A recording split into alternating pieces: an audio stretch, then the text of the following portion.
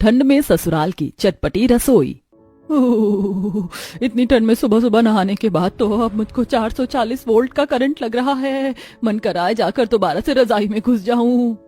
एक दिन पहले ही शादी करके निकिता ससुराल में आई है। बाहर बर्फ जैसी ठंडी ठंडी हवा चल रही है। तभी गीता दरवाजा खटखटाती है। देवरानी जी तैयार हो गई तो जल्दी से रसोई में आ जाइए, सब लोग चाय के लिए बैठे हैं। गीता के कहने पर निकिता कमरे से बाहर आती है, जहां हॉल में रिश्तेदार मेहमानों की भीड़ जुटी हुई है।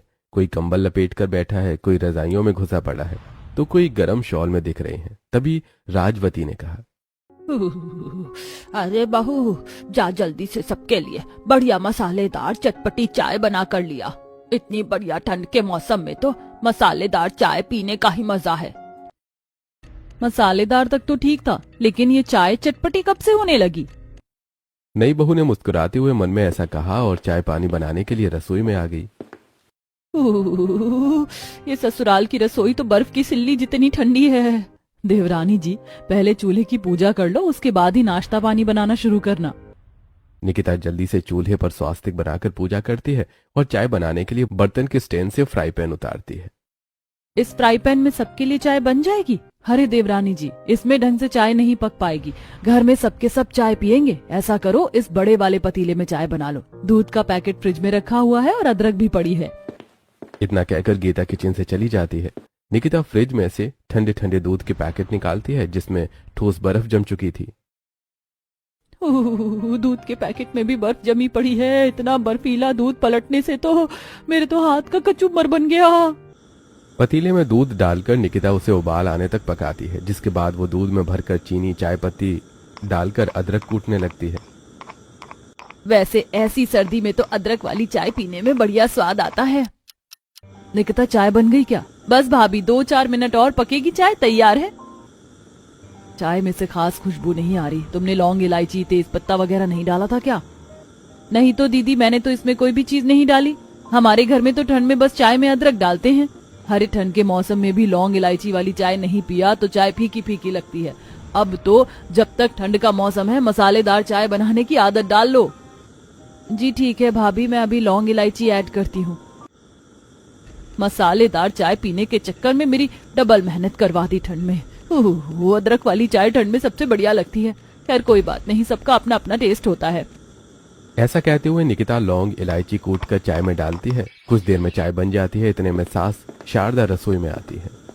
बहू, ऐसा कर चाय के साथ सभी के लिए चटपटी सी आलू वाली कचौड़ी बना ले। मम्मी जी, आलू की कचौड़ी नाश्ते में भारी हो जाएगा। ऑयली चीज है ना, इसीलिए मैं सोच रही थी सबके लिए वेजिटेबल सैंडविच बना दूं। सैंडविच का नाम सुनकर शारदा मुंह सिकोड़ लेती है। ऐसे ठंड के मौसम में सादे सैंडविच थोड़ी जचते हैं। ठंड में तो चटपटा नाश्ता ही चाहिए होता है। चल अब तू फटाफट से कचौड़ी बना ले और आलू की कचौड़ी में हरी मिर्च जरा ज्यादा काट कर डालना। हमारे परिवार में मिर्च मसाले सब लोग तेज खाना ही पसंद करते हैं। निकिता अब जल्दी से कचौड़ी बनाने की तैयारी शुरू करती है और सबसे पहले आलू बॉईल करने के लिए ढेर सारा आलू लेकर छीलने लगती है। हे भगवान, एक तो इन आलूओं पर 2.5 किलो मिट्टी चढ़ी हुई है। इसे छीलने में तो आधी मिट्टी मेरे नेल्स में घुस गई। कसम से ठंड के सीजन के पहाड़ी आलू से खाना बनाने में सबसे ज्यादा मिट्टी पहाड़ होता है। बड़बड़ाते हुए निकिता मिट्टी लगे आलू के छिलके हटाकर अब उन्हें धुलाई करने के लिए जैसे ही टोंटी खोलती है तो उसके अंदर से काफी ज्यादा ठंडा ठंडा पानी निकलता है। ठंड से उसके दांत किटकिटाने लगते हैं। भगवान, लगता है इस टूटी का कनेक्शन सीधा अंटार्कटिका से कनेक्ट हो रखा है, तभी तो बिल्कुल बर्फ की तरह जमा जमा पानी निकल रहा है। मेरे तो हाथ गल गए आलू धोकर। काफी देर तक ठंडे पानी में आलू साफ करके उबलने के लिए बिठाकर निकिता ढेर सारा आटा परात में छानने लगती है। इतना आटा तो आलू की कचौड़ी बनाने के लिए न रहेगा। अब रहने देती हूँ। तभी दादी सास शीला रसोई में घुसी चली आती हैं। हाय दैया, इतना भर भर कर आटा किस लिए निकाल रही है पोता बहू? अरे भंडारे की पूरी बनानी है क्या? दादी जी, कचौरी बनाने के लिए आटा तो लगेगा ना। अरे आटे की कचौरी कौन खाता है? कचौरी तो मैदा की बनी हुई खाने में स्वाद और खस्ता लगती है। गरम गरम फूली फूली और चटपटी चटपटी आटे की नहीं, कचौरी मैदे की बना। किलसते हुए निकिता अब आटा कनस्तर में खाली कर देती है और अब मैदा गूंथने लगती है। हाँ, एक तो इतनी कड़कड़ाती ठंड, ऊपर से इतना कड़ा मैदा गूंथने में मेरी तो अच्छी खासी कसरत हो गई। बेचारी मेरी उंगलियां फ्राई फिंगर की तरह अकड़ गई हैं। जोर लगा के हाईशा। ठंड से ध्यान भटकाने के लिए बेचारी बहू मैदा गूंथ कर उसे नरम करती है और अब उबले हुए आलू में धनिया मिर्ची मसाले डालकर चटपटा मसाला तैयार करती है, जिसके बाद वो अब कुछ ही देर में चटपटी फूली फूली कचौड़ी बनाती है और दोबारा से चाय गर्म करती है। रसोई में बन रही गरम गरम चटपटी कचौड़ी की खुशबू बाहर बैठे सभी सदस्यों के नाक में पड़ती है। तभी बुआ सास कांता कहती है, वाह वाह, बढ़िया खुशबू आ रही, लगता है बहू ने कचौड़ियाँ बना दी। मेरे तो पेट में जोरों से गुड़गुड़ मच रही है। अरे बहू, जल्दी से चाय नाश्ता ले आ। जी बस लाई बुआ जी। जेठानी जी भी बाहर जाकर ही जम गई हैं। ये नहीं कि यहाँ पर मैं बना रही हूँ तो वो सबको चाय नाश्ता परोस कर देती जाए, उससे काम हल्का हो जाता है। निकिता कचौड़ी तलते हुए ही अब सभी के लिए कप में चाय डालकर लाकर देती है। लो भाई, चाय भी आ गई। कितनी बढ़िया महक आ रही है इस मसालेदार चाय में से। मुझको भी चाय चाहिए चाची, मुझको भी चाय दे दो। रोहन बेटा, मैंने तुम्हारे लिए चाय नहीं बनाई। बहू, ठंड का मौसम है, दे दे दोनों बच्चों को थोड़ी थोड़ी चाय, या कचौरी से खा लेंगे। देवरानी जी, चाय पिए बिना दोनों मानेंगे नहीं, आपको चाय देनी पड़ेगी क्योंकि दोनों डेली चाय पीते हैं। गीता की चाय देने की बात सुनकर निकिता अब थोड़ी इरिटेट होकर किचन में आती है। हद है कसम से, हरे घर के कच्चे बच्चों को चाय देना जरूरी है क्या? इन्होंने पहले बताया नहीं कि बच्चे भी चाय पीते। अब मुझे अपने हिस्से की चाय इन्हें देनी पड़ेगी। एक तो वैसे ही ठंड में सुबह सुबह ये चटपटा नाश्ता तैयार करने में मेरी हालत खस्ता हो गई। कोई बात नहीं, अपने लिए मैं स्पेशल कप की चाय बनाऊंगी, गर्मा गर्म कचौड़ी के साथ, लास्ट में तसल्ली से खाऊंगी। ऐसा कहते हुए निकिता ने खुद को दिलासा दिया और अपने हिस्से की चाय दोनों बच्चों को दे आती है। सभी का अच्छे तरीके से चटपटे नाश्ते से पेट भरवाती है। कुछ देर बाद बहू थी चटकदार कचौड़ी बनाई थी नई बहू ने। मिर्च मसाले डालने में बिल्कुल हलवाई जैसा हाथ पाया बहू ने। मैंने तो पेट भरकर ढंग से खा लिया, सफर आराम से कट जाएगा। अच्छा शारदा जी, अब हम निकलते हैं, ट्रेन का टाइम भी हो रहा है। चले जाना, तुम्हारे लिए पैक करवा देती हूँ, ट्रेन में खा लेना। अरे नहीं नहीं जेठानी जी, ट्रेन में कुछ खरीद कर खा लेंगे, सफर कट जाएगा। हाँ, मगर ट्रेन का खाना घर के खाने जितनी बराबरी थोड़ी करता है। नई बहू, अभी जो कचौरी बची हो वो तेरी चचिया और बुआ सास को दे दे। इस पर निकिता को गुस्सा तो बहुत आता है, लेकिन वो नॉर्मल होकर दिखाती है। जी बस 2 मिनट रुक जाइए चाची जी, मैं अभी पैक करके लाई। किचन में आकर निकिता चिड़चिड़ करते हुए कचौरी पैक करने लगती है। मैंने इतनी शौक से मेहनत लगाकर एक कचौड़ी बनाई, सोचा था सबको नाश्ता करवाकर लास्ट में गर्मा गर्म चाय की सिप लेते हुए कचौड़ी खाऊंगी। इस मम्मी जी की मेहमानदारी के चक्कर में मेरे अरमानों पर पानी फिर गया। लीजिए चाची जी। अच्छा तो फिर हम चलते हैं जेठानी जी। अच्छा भाभी, अच्छा भैया, चलती हूँ। ये लो बहू, तुम्हारी पहली रसोई का नेक। थैंक यू सो मच बुआ जी। चलो, कुछ तो पैसा वसूल हुआ सबको खिलाने का। जाओ नितिन वैभव, अपने चाचा चाची बुआ फूफा को स्टेशन तक छोड़ाओ। जी पापा। हाय बेचारा मेरा पेट लाउड वॉल्यूम पर खाने को मांग रहा है। एक तो कल शादी में अच्छी तरीके से पेट भरकर खाना नहीं खा पाई थी और आज तो ससुराल की रसोई में मेरे साथ सीन हो गया, कुछ बचा ही नहीं। कोई नहीं, चाय बनाकर कुछ खा लेती हूँ। कांपते हुए रसोई में आकर बहू चाय बनाते हुए कुछ खाने को देखने लगती है, जहाँ दराज में नमकीन बिस्किट भरकर रखे थे। अभी के लिए इसी से काम चला लेती हूँ, फिर रसोई भी समेटनी है, पूरा काम फैला पड़ा है। चाय लेकर अब प्लेट में ढेर सारी नमकीन बिस्किट भरकर निकिता सीधा अब किचन से अपने कमरे में आकर रजाई के गर्माहट में बैठकर खाती है। हाँ, ऐसे ठंड के मौसम में तो रजाई में बैठकर नाश्ता करने की फीलिंग ही अलग है। कितनी टेस्टी चाय बनाई है मैंने। वैसे मसाले वाली चाय का जायका अच्छा है। कुछ देर में रसोई समेटकर बर्तन धोकर कमरे में आकर हीटर चालू करती है। कितना रिलैक्स मिल रहा है हीटर में। ओह।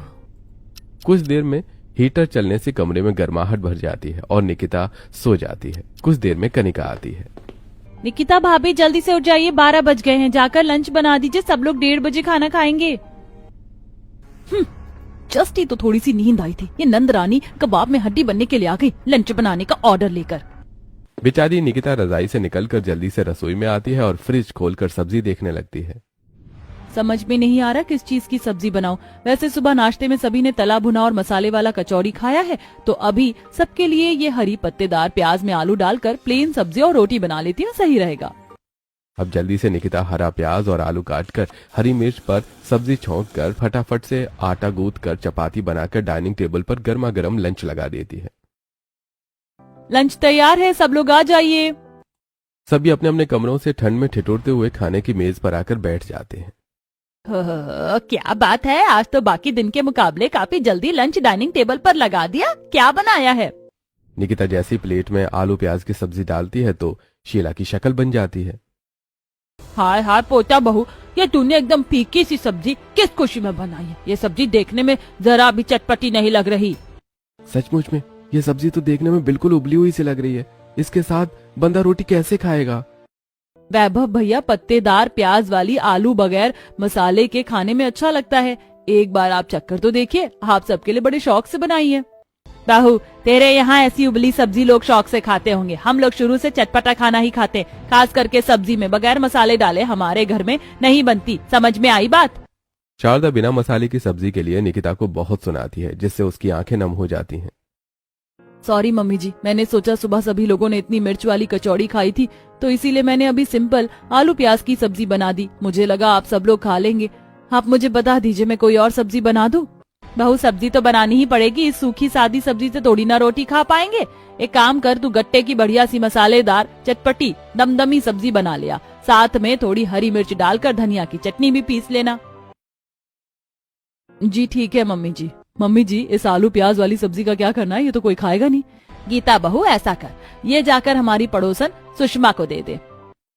गीता पूरी बाउल की सब्जी लेकर अपने सामने रहने वाली सुषमा के घर आती है, जो कि ठंड में सोफे पर बैठकर साग चुन रही थी। सुषमा आंटी, सब्जी बना ली क्या?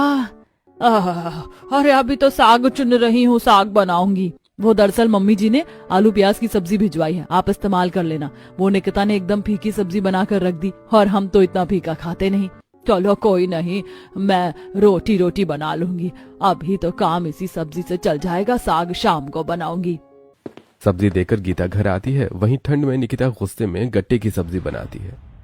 ये मम्मी जी को भी लंच में ही गट्टे की सब्जी खाने की चुल मची हुई है। अरे कितनी बढ़िया तो लगती है आलू और पत्तेदार प्याज की सब्जी, लेकिन मेरे ससुराल वालों की हालत कुत्ते को भी घी हजम ना होने वाली है। एक तो सर्दी, ऊपर से ठंड में चटपटी रसोई की सिरदर्दी। कुछ ही देर में वो बेसन के गट्टे बनाकर मसाला पीसने के लिए मिक्सर चलाने की कोशिश करती है। मिक्सर खराब होता है। ये मिक्सर तो खराब है, अब बगैर मिक्सर के मसाला कैसे पिसेगा? निकिता सीधा गीता के कमरे में आती है, जहां सभी बिस्तर में बैठे रजाई ओढ़कर बैठे मूंगफली खा रहे होते हैं। हे भगवान, इन लोगों ने तो कमरे में कबाड़ मचा रखा है। खाए जाओ, गंदगी फैलाए जाओ। अरे बहू, सब्जी बन गई क्या? मम्मी जी अभी नहीं बनी, वो मैं पूछ रही थी। रसोई में मिक्सर खराब पड़ा हुआ है, मसाला कैसे पिसेगा?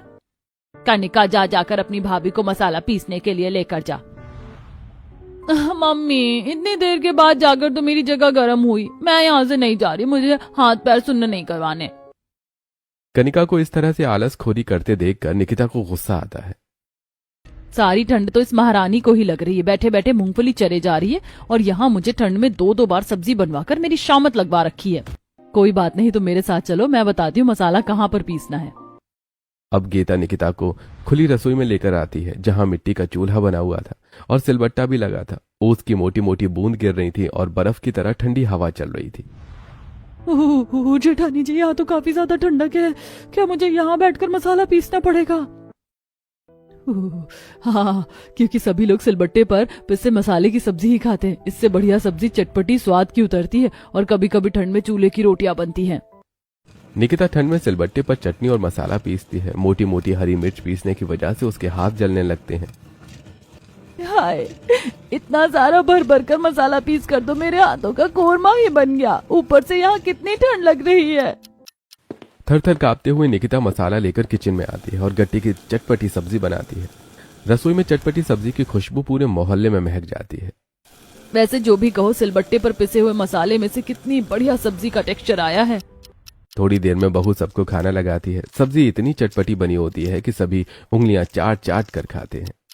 अब डाला है ना सब्जी में असली दम। कितनी बढ़िया चटपटी सब्जी बनाई है, बिल्कुल मीट की तरह सब्जी बनाई है, एकदम तीखी। सचमुच सब्जी बहुत ही बढ़िया बनी है।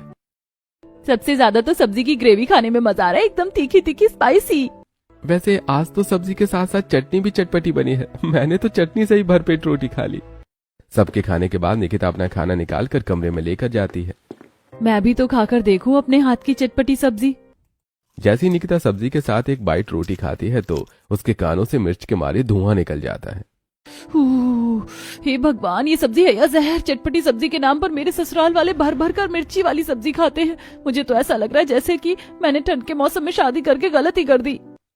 किसी तरह पानी पी पी कर बेचारी खाना खाती है, लेकिन रात तक बेचारी बहू का पेट खराब हो जाता है और वो ठंड में बार बार बाथरूम के चक्कर काटती है। आज तो ऐसा लग रहा है ठंड में गुसल खाने में ही बिस्तर करना पड़ेगा। कहाँ मैंने सब्जी खा ली। गीले हाथ पैर लेकर निकिता रजाई में बैठती है, तभी ठंडे पैर नितिन को लगते हैं। अरे निकिता यार, तुम्हारे पैर बिल्कुल बर्फ की तरह ठंडे हैं, प्लीज दूर करो अपने पैर। इतना कहकर नितिन रजाई मुंह तक ओढ़कर सो जाता है। वहीं निकिता रात भर बाथरूम के चक्कर काटते हुए सर्दी जुकाम हो जाता है। अगली सुबह सुबह सुड़ सुड़ करते हुए ठंडे पानी में बर्तन धोती है। सारा खाया पिया तो रात को ही निकल गया। ऐसा करती हूँ बर्तन धोकर धुली मूंग दाल की खिचड़ी बना लूंगी। इतने में गीता और शारदा ढेर सारा चाप खरीद कर लेकर आती हैं। बाहर बड़ी सर्दी पड़ रही है, पूरा सर ओस से गीला हो गया। मम्मी जी, अभी दिसंबर चल रहा है, दिसंबर में तो ठंड ज्यादा ही पड़ती है।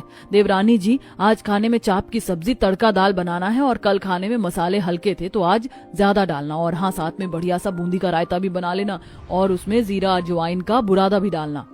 लगता है जेठानी जी के भेजे का स्क्रू ढीला हो गया। अरे बाहर इतनी कड़कड़ाती ठंड हो रखी है और इनको रायता खाना है।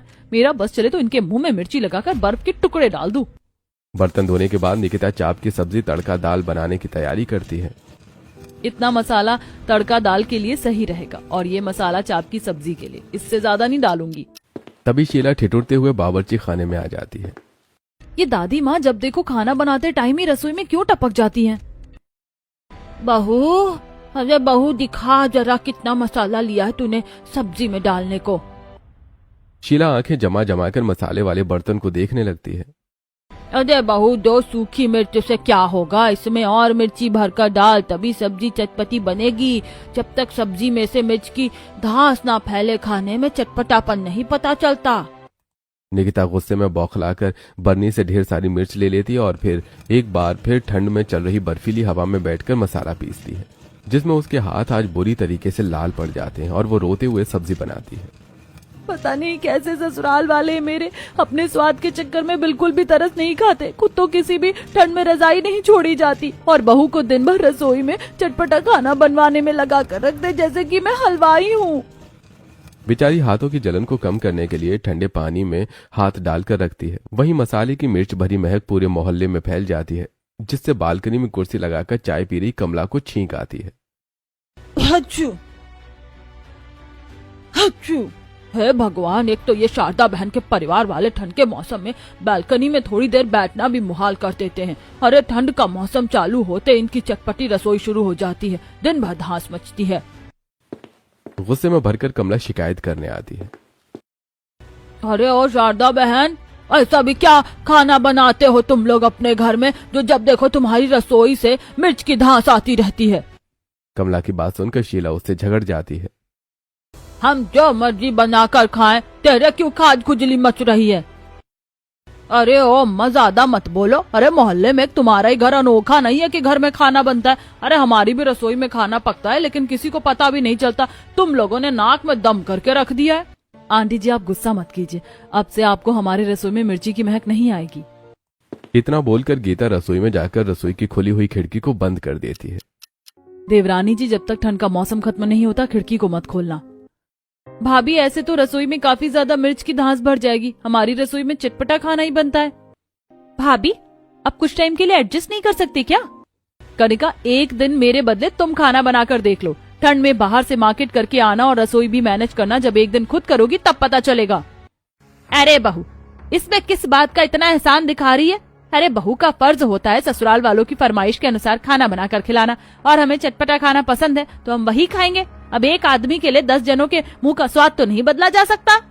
ऐसे ही वक्त गुजरता है। रात निकिता को रसोई में ठंड में खाना बनाते देखकर नितिन को अब अच्छा नहीं लगता। लगातार चटपटा खाना बनाने में हर बार निकिता को भर भर कर मसाले पीसना पड़ता, जिसके चलते उसके हाथों से फंगस हो जाता है। उसके सिचुएशन को देखते हुए नितिन अपनी माँ से बात करता है। मम्मी, ये क्या मतलब है? निकिता जब से शादी करके आई है वही रसोई में अकेले खाना बनाती रहती है। अरे भाभी को उसकी थोड़ी बहुत हेल्प तो करवा देनी चाहिए ना। इतने में गीता आग में घी डालते हुए कहती है, देख लीजिए मम्मी जी, देवरानी जी को 4 दिन खाना बनाते खिलाते क्या हुए, देवर जी को दिखने लगा। और मैं इतने सालों से ठंड के मौसम में सभी को उनकी फरमाइश और मनपसंद का खाना बनाकर खिलाते आ रही हूँ, तो मेरे टाइम में किसी को नहीं दिखा। भाभी मैंने मना थोड़ी किया है कि आपने हम सभी को बनाकर नहीं खिलाया, लेकिन पर आप उसकी थोड़ी बहुत तो हेल्प कर सकते हो ना, जैसे कि आटा गूंथना और सब्जी काटना हो गया। क्यों, उसको क्या एक सब्जी काटने और आटा गूंथने में जोर आ रहा है? अरे जब मैं शादी करके आई थी तो 20-20 जनों का खाना अकेले बनाकर परोस कर खिलाया है, वो भी चूल्हे पर। तेरी बीवी को तो फिर भी गैस पर बनाने का आराम है।